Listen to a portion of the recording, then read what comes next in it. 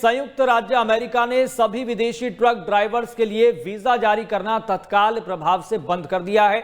वहीं अमेरिका के विदेश मंत्री मार्को रूबियो ने इसकी घोषणा की है। मार्को रूबियो ने सोशल मीडिया प्लेटफॉर्म एक्स पर पोस्ट कर लिखा कि वे तत्काल प्रभाव से कमर्शियल ट्रक ड्राइवर्स के लिए वर्कर वीजा जारी करने पर रोक लगा रहे हैं। उन्होंने कहा कि अमेरिका की सड़कों पर विदेशी ट्रक ड्राइवर्स की संख्या बढ़ती जा रही है और ये ट्रक और ट्रेलर चालक अमेरिकी लोगों की जान खतरे में डाल रहे हैं। साथ ही अमेरिकी ट्रक चालकों की आजीविका में भी सेंध लगा रही है। बता दें कि अमेरिका में ये कार्रवाई एक बड़े एक्सीडेंट के बाद की गई है। दरअसल फ्लोरिडा में एक हाईवे पर ट्रैक्टर ट्रेलर चला रहे हरजिंदर सिंह के गलत तरीके से यू टर्न लेने के बाद एक्सीडेंट हो गया था। कार की टक्कर हो गई थी। वहीं इस हादसे में 3 लोगों की मौत हो गई थी।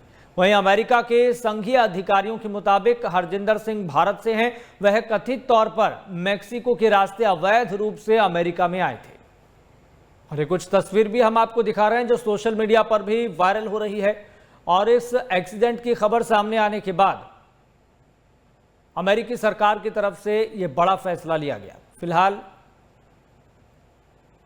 इस तरह के वीजाज पर रोक लगा दी गई है और कई तर्क भी दिए गए, कई लॉजिक भी दिए गए कि जो बाहर से ट्रक ड्राइवर आते हैं या फिर जो अवैध तरीके से अमेरिका में हैं वो लापरवाही कर रहे हैं। तो ट्रक चलाने से और एक्सीडेंट की वजह से ये हादसा हो गया जिसमें 3 लोगों की मौत की खबर है। फिलहाल ये तस्वीर आप देख सकते हैं। अब हम सीधा रुख करेंगे हमारे साथ पंजाब के जालंधर से इमिग्रेशन एजेंट और इन तमाम चीज़ों को बारीकी से समझने वाले देखने वाले एक्सपर्ट भी जुड़ गए हैं, हरविंदर पार सिंह। हरविंदर जी, आपका बहुत बहुत स्वागत है MH1 न्यूज़ पर।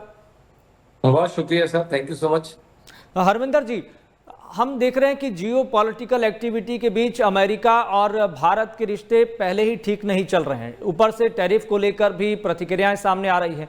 लेकिन अब एक हादसे के बाद अमेरिकी सरकार ने इतना बड़ा फैसला ले लिया, कमर्शियल लाइसेंस जो वहां पर मिलते थे उसको फिलहाल के लिए बंद कर दिया है। कितना बड़ा इंपैक्ट आप देख रहे हैं?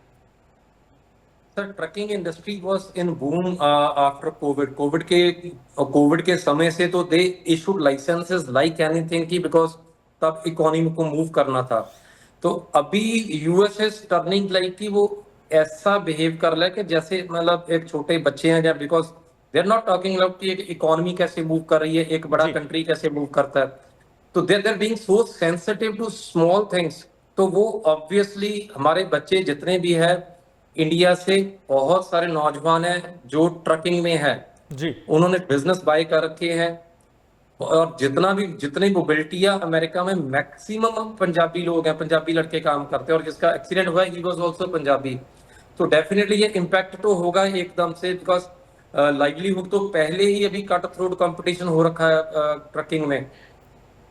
कोविड के बाद प्राइस वार बहुत तेज था और ये लोड उठाना, लोड के पैसे इतना कम मिलता था पहले ही।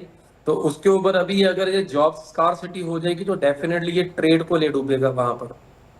जी अरविंदर जी, आपसे एक और चीज समझना चाहेंगे, क्योंकि आप इन चीजों को माइन्यूटली देखते हैं, समझते हैं। अगर मैं गलत नहीं हूं तो सबसे ज्यादा जो कमर्शियल लाइसेंस है वो इंडियंस के पास ही अमेरिका में? जी बिल्कुल, पंजाबी के साथ स्पेशली। तो इस हिसाब से देखा जाए तो अमेरिकी सरकार तो गुस्सा निकाल रही है, उनको मौका मिल गया है।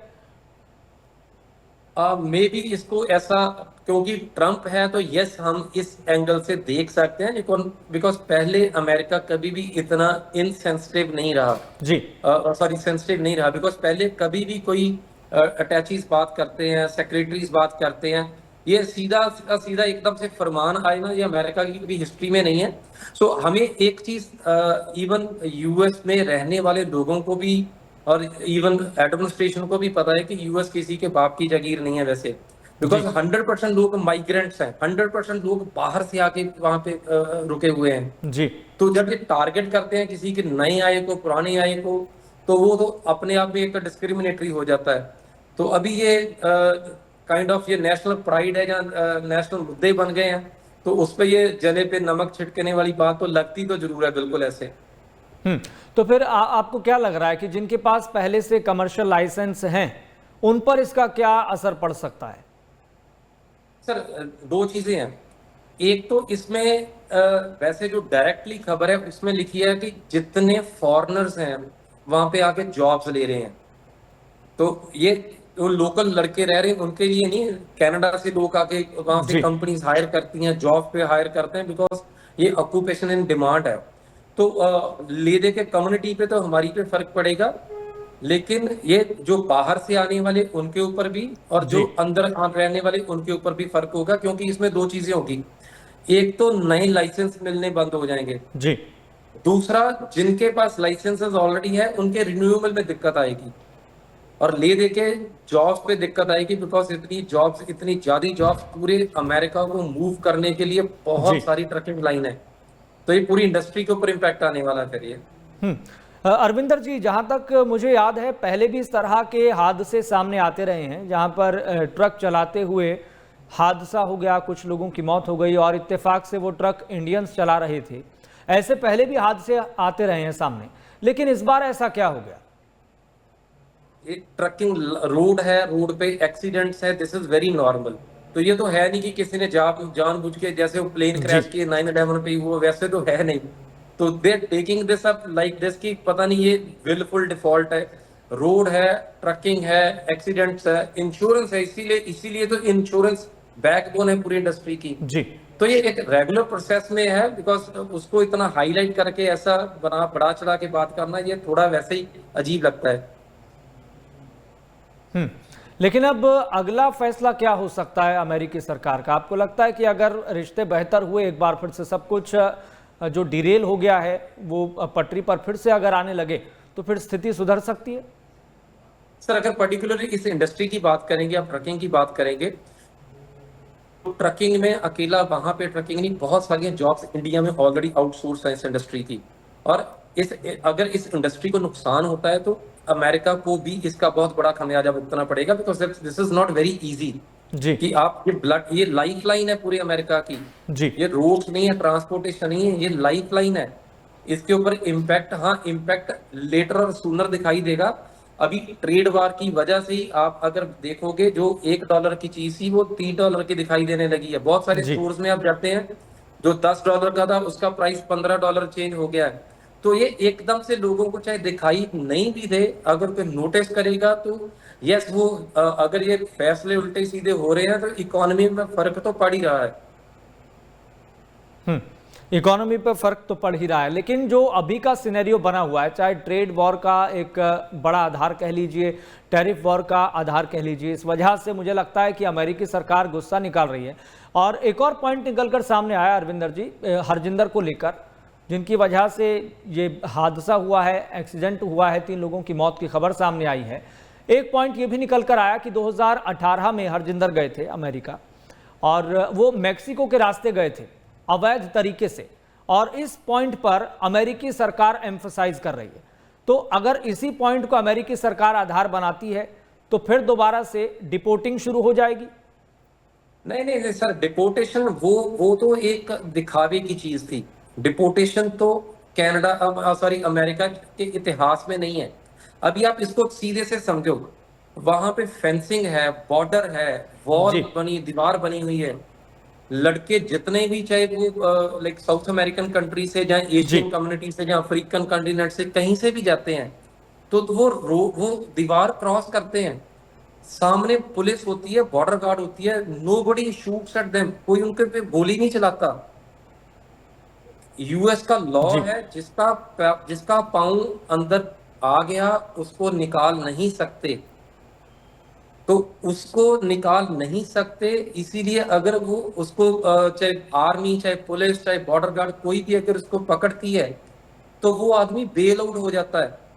हम्म बेल आउट होने के बाद, क्योंकि अमेरिका का कानून ये कहता कि उसको निकाल नहीं सकते, तो इसीलिए उनको एम्प्लॉयमेंट ऑथराइजेशन देते हैं, उनको वर्क परमिट का चांस देते हैं, उनको काम करने का मौका देते हैं। जी कि किसी कोई आदमी अमेरिका में घुस गया, उसने बोला कि मेरे को असाइलम केस डाला मैंने, कि किसी की कुछ भी रीजन हो, चाहे कोई कोई मैक्सिको से गया, हर एक आदमी ने वहां पे अपना केस डाल रखा है कि मेरे को अपने मुल्क वापस नहीं जाना, मेरी जान को खतरा हो गया वहां पे। जी तो उस केस में यूएस उसको एम्प्लॉयमेंट ऑथराइजेशन देता है, वर्क परमिट देता है, 3 महीने के अंदर अंदर दे देता है। उसका मतलब ये है भी भाई तुम्हें निकाल तो सकते नहीं, तुम अपना काम करो, खुद भी पैसा कमाओ, हमारे लिए भी पैसे बनाओ, क्योंकि टैक्सेस के रूप में सरकार को पैसा आएगा। वो जी आदमी एंटर इलीगल हुआ था, लेकिन अभी अमेरिका के लिए वो लीगल हो गया, उसका केस चल रहा है, कोर्ट में है। तो जितने भी इन्होंने पहले डिपोर्ट किए वो एक दिखावा था कि जहाज भर भर के भेजे, जी फौजी फौजी बेड़े में भेजे, हथकड़ियां लगी हुई हैं, वो सिंबॉलिक था, दैट इज नॉट एक्चुअल। एक एक प्लेन को भेजने की कॉस्ट 3 मिलियन है, 300 आदमी आते हैं उसमें। जी तो आप सोचो अगर 15 लाख इलीगल इमिग्रेंट्स को भेजना तो कितने मिलियन बिलियंस लगेंगे, which country can afford this? So that is symbolic. तो क्या आप उसे उसे आप सिंबॉलिक कह रहे हैं? बिल्कुल सिंबॉलिक है, बिकॉज आप देखो वो एक बार एक्टिविटी हुई, because because that was very political, जी दैट वाज पॉलिटिकल की उसमें उन्होंने दिखाया था, वोटिंग ली थी, वोट लिए थे कि हम इमिग्रेंट्स को, इलीगल माइग्रेंट्स जी को बाहर भेजेंगे। सो दिस इज पॉलिटिकल, तो that was just kind of fulfilling a political promise. बिल्कुल, यानी कि That's ट्रंप nothing अपने to do देश with- के लोगों को खुश करना चाहते हैं। जो उन्होंने अपने देश से वादा किया था वो एक तरह से Exactly. सिंबॉलिकली इस चीज को उसको इम्प्लीमेंट कर रहे हैं। एग्जैक्टली क्योंकि अगर वो इतना ही वो क्रूशियल था तो वो कार्रवाई रुकती नहीं कभी भी। वो आपको अपने मिशंस को बोल देते, वो इंडिया को बोल देते कि आपके इतने बंदे हमने डिटेन कर रखे हैं, आप जी वापस ले जाओ, नहीं तो हम गोली मार देंगे। मतलब अगर अगर ऐसा होता तो अगर कोई एक्टिविटीज करनी होती, बिकॉज लॉ, यूएस लॉ सबके लिए है। यूएस लॉ कोई ऐसे थोड़ी कि उसको बाईपास कर देगा।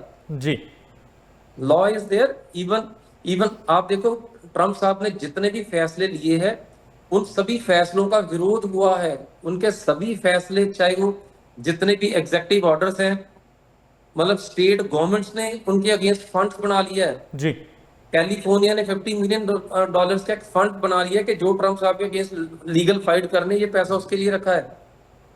तो वहां पे स्टेट्स के पास सॉवरन राइट्स हैं, लॉ है, कोई प्रेसिडेंट होके भी ऐसे तानाशाह नहीं हो सकता। This is very clear in US. जी अरविंदर जी, हर इंडियंस ये भी जानना चाहता है हरजिंदर के हादसे को लेकर, जो लापरवाही की वजह से ये हादसा हुआ है, 3 लोगों की मौत हुई है, उसमें हरजिंदर पर क्या कार्रवाई हो सकती है, कितनी मुश्किलें बढ़ सकती है? तब वो तो बढ़ेगी, बिकॉज अभी जैसे मैंने बोला पहले, वो दूसरा सिंबॉलिक था कि आदमी भर भर के भेजने, अभी इसको पेनलाइज करना भी सिंबॉलिक होगा, क्योंकि लॉ ऑफ द लैंड तो है ही है, लेकिन इसको हाईलाइट भी किया जाएगा, बिकॉज ये आपको दिखाना भी तो है ना ये। जी, लेकिन एक और चीज़ मैं आपसे समझना चाह रहा हूं अरविंदर जी, कि मान लीजिए कमर्शियल लाइसेंस बंद कर दिए, इसका इम्पैक्ट आपने बताया कि ये तो इकोनॉमी से जुड़ा हुआ है, अमेरिका को नुकसान हो सकता है, लेकिन हर महीने कितने कमर्शियल लाइसेंस जारी होते हैं, कुछ अंदाजा? ऐसा जिसका we don't have any data, because US बहुत बड़ा कंट्री है। आप देखिए यूएस को आपको समझने के लिए सिर्फ एक चीज समझनी पड़ेगी कि यूएस इतना बड़ा कंट्री है कि उसमें 5 टाइम जोन है। हम मैप के उसको देख के अंदाजा नहीं लगा सकते। जी। It has 5 time zones, 50 states, और दुनिया की one of the biggest markets है वो। मार्केट को सप्लाई चाहिए, मार्केट की सप्लाई चेन टूटेगी। जी तो कोविड में इसी सप्लाई चेन ने बचाया था अमेरिका को। अभी इस पे सख्ती होगी तो यही अमेरिका का नुकसान करेगी फिर। ठीक है, ठीक है, ठीक है। बहुत सारे पहलू आपने रखे हैं अरविंदर जी, बहुत सारी चीज़ों को आपने बहुत सरल और सहज तरीके से समझाने की कोशिश की। आपका बहुत बहुत शुक्रिया हमारे खास कार्यक्रम में जुड़ने के लिए, MH1 न्यूज़ पर जुड़ने के लिए, अपना कीमती समय देने के लिए।